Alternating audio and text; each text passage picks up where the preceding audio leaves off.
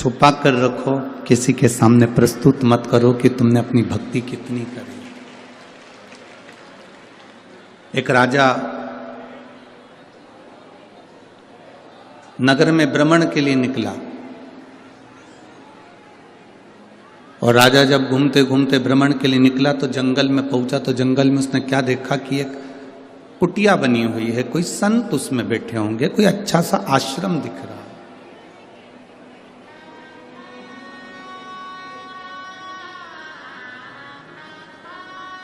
कोई श्रेष्ठ आश्रम उसको दिखा। राजा उस आश्रम में गया। आश्रम में एक महात्मा जी बैठे हुए थे। राजा ने उनको प्रणाम करा, आशीर्वाद लिया, उनसे मिलना हुआ। जब तक किसी से मिलते नहीं हो ना तो हमारे दिल में गलत फहमियां आती रहती है। जब आप किसी से मिल लेते हो तो समझ में आता है कि व्यक्ति, बंदा कितना जोरदार है, व्यक्ति कितना अच्छा है। जब तक हम मिलते नहीं है ना तब तक हमारे मन में भ्रम रहता है कि ये बेकार है, ये अच्छा है, ये बेकार है, ये अच्छा है, उसकी बुराइयां हम निकालते रहते हैं। जब व्यक्ति से मिलन हो जाता है, उससे हम मिल लेते हैं, तब अनुभव होता है कि व्यक्ति कितना अच्छा, बंदा कितना अच्छा।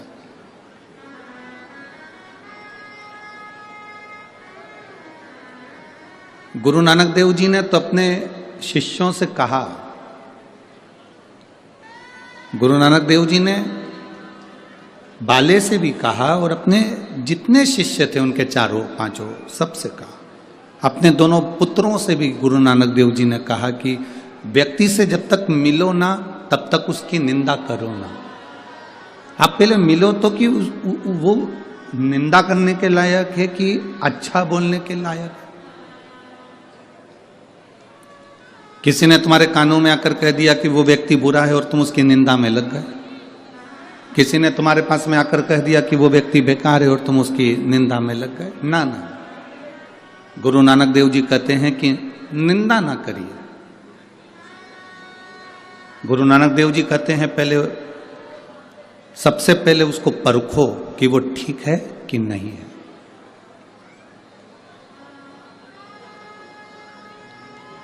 हम किसी को भी अपशब्द कह दें, हम किसी को भी वाणी कुछ भी कह दें, हम किसी को भी आड़ा टेढ़ा कह दें, ये श्रेष्ठता नहीं है।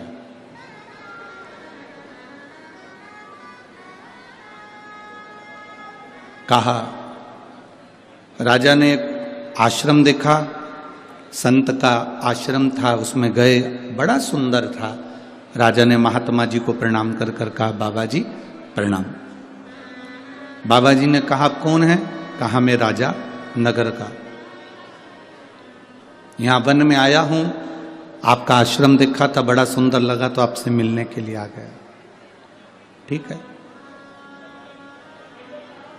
अब आप आ गए हैं मिलने के लिए, आश्रम देखो, दर्शन करो, प्रसाद पाओ, फिर जाओ। राजा ने जब महात्मा जी के घर का भोजन करा, दाल एकदम पानी की तरह, रोटी एकदम मोटी मोटी, ना उसमें नमक था ना उसमें मसाला था। और राजा ने उस भोजन को ग्रहण किया तो महात्मा जी से कहा, महाराज जी इतने सारे महात्मा यहाँ रहते हैं, संत यहाँ रहते हैं और तुम भोजन ऐसा कराते हो, ऐसा भोजन करते हो, श्रेष्ठ नहीं है। अब मैं राजघराने से, राजकोष में से आपके लिए कुछ ना कुछ भेजूंगा, आप अच्छा बनाओ, अच्छा खिलाओ, अच्छे से रहो।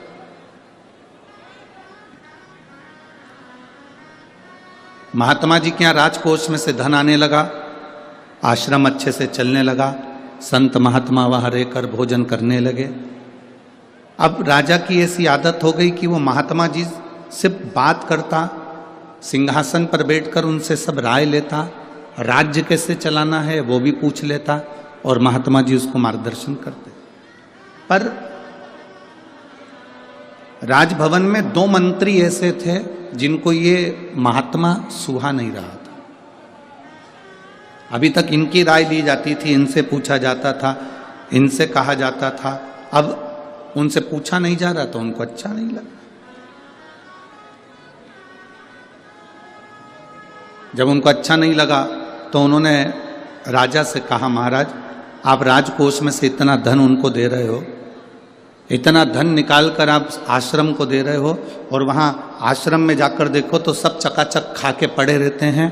कोई ऐसा नहीं नजर आता कि कोई भगवान की भक्ति कर रहा हो, कोई भगवान का भजन कर रहा हो, कोई भगवान की स्मरण कर रहा हो, हमें तो नहीं दिखता।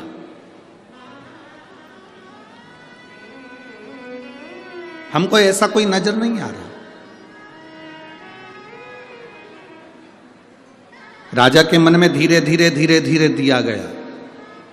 जब थोड़ी थोड़ी निंदा किसी व्यक्ति की करी जाती है तो व्यक्ति के दिल में वो बात पक्की हो जाती कि हो सकता है व्यक्ति ऐसा ही हो। ना बहू बुरी होती है ना सास बुरी होती है।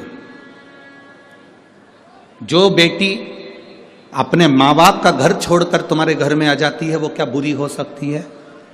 और जो सास अपने जेवर तोड़वा कर अपनी बहू को दे देती है, क्या वो सास बुरी हो सकती है? ना बहू बुरी है ना सास बुरी है। बस जिनको इनका प्रेम सुहा नहीं रहा, जिनको इनका स्नेह नहीं सुहा रहा, वो धीरे धीरे स्लो पॉइजन देना चालू कर देते हैं। तुम्हारी बहू ने तुमसे पूछकर काम करा था, तुम्हारी बहू पूछकर बाजार गई थी, तुम्हारी बहू पूछकर सामान लाई थी, तुम्हारी बहू साड़ी लाई थी, सास ने तुम्हारा ऐसा कर दिया, तुम्हारी ननंद को पूरा सामान दे दिया, ननंद के बच्चों को ये दे दिया, ननंद को ऐसा कर दिया, तुम्हारी ननंद आई थी उसको ये दे दिया। ये स्लो पॉइजन है जो सास और बहू के बीच में दिया जाता है। इधर आवाज नहीं जा रही है। ये स्लो पॉइजन है जो सास और बहू के बीच में दिया जाता है। अब धीरे धीरे दोनों में तकरार चालू हो जाती है। राजा को भी समझाया गया, धीरे धीरे बताया गया कि ये अच्छा नहीं है, महात्मा जी अच्छे नहीं है, आश्रम में कोई भजन नहीं करता, कोई कीर्तन नहीं करता, कोई मंत्र जाप नहीं करता, सब खा के पड़े रहते हैं, सब खा के पड़े हो। बड़ा राजा ने कहा हमारे राजकोष के धन का दुरुपयोग हो रहा है, हमारे राजकोष के धन का दुरुपयोग। राजा ने कहा आज ही रात को मैं जाकर पता करूंगा कि ये क्या हो रहा है। मैं आज रात को जाकर मालूम करूंगा कि आखिर हो क्या रहा है।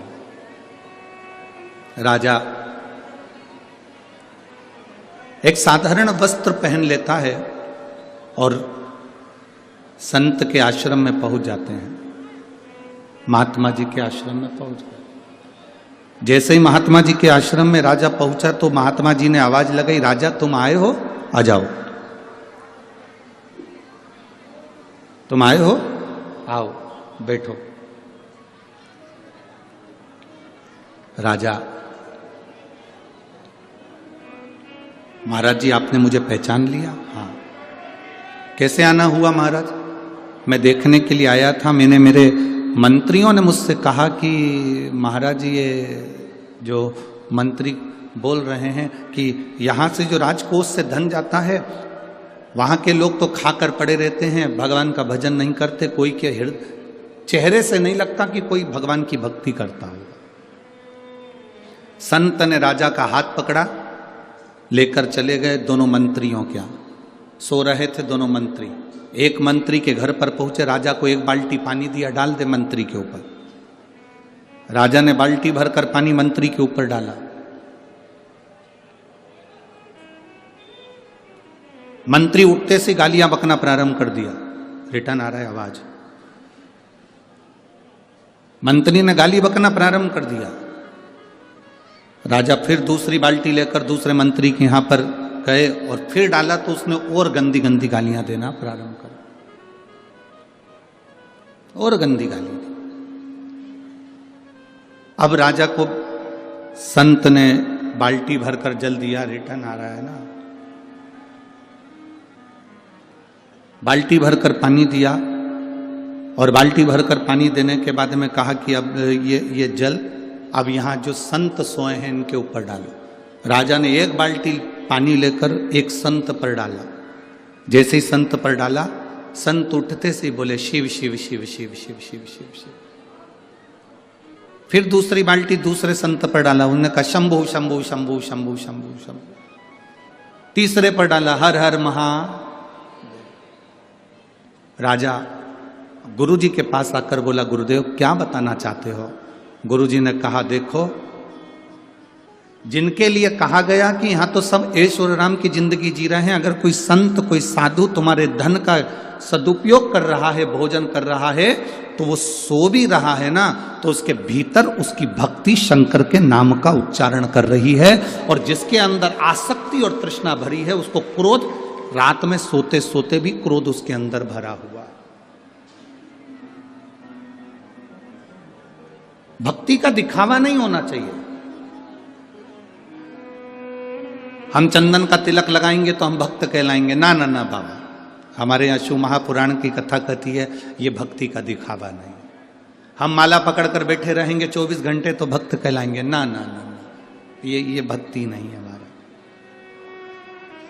लोग आपसे कहें कि मंदिर में जाने से पहले तुमको कपड़ा बदलना पड़ेगा, मंदिर में जाने के लिए तुम्हें इस कलर का कपड़ा पहनना पड़ेगा, तुम्हें भगवान को पाने के लिए सफेद कपड़ा पहनना पड़ेगा, तुम्हें भगवान को पाने के लिए लाल कलर का कपड़ा पहनना पड़ेगा, तुम्हें भगवान को पाने के लिए ये वाले कलर का कपड़ा पहनना पड़ेगा, तो उसको समझा देना, मेरा महादेव कपड़े बदलने से कभी प्रसन्न नहीं होता, मेरा महादेव कलेजा बदलने से प्रसन्न हो जाता है।